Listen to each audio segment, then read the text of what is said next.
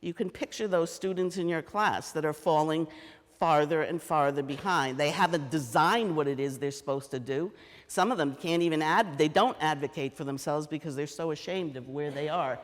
So some of the things that happen to me in an arbitrary system are happening to students every day in our schools. Here's another thing I want to talk about. I was the struggling student.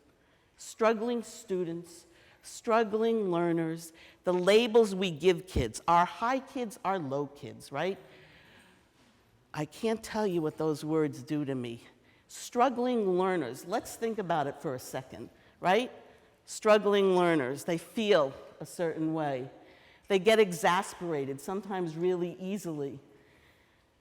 They feel isolated. I was isolated on that line because I couldn't do what I needed to do. Sometimes the role of the teacher feels like pulling someone out of something that's hopeless, right? You're trying to get that kid to go where they need to go and you can't do it. It comes back to the question, what is learning? And is learning possible without productive struggle? So if you can do something easily, are you really learning or are you just practicing something you already know? If learning is about productive struggle, right? How can you have struggling learners? That's the definition of what it means to learn. You're going to struggle. So losing the label of struggling learners is going to help us rethink our disposition to certain students in our schools.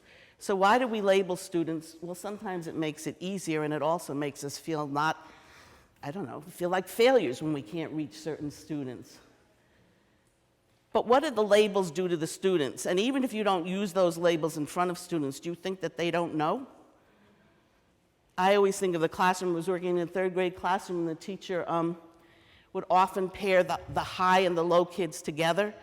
And when we were planning a lesson, I said, let's think about having kids homogeneously grouped. And so we put the two low kids together, and lo and behold, when they started, the exploration started, the two kids looked at each other.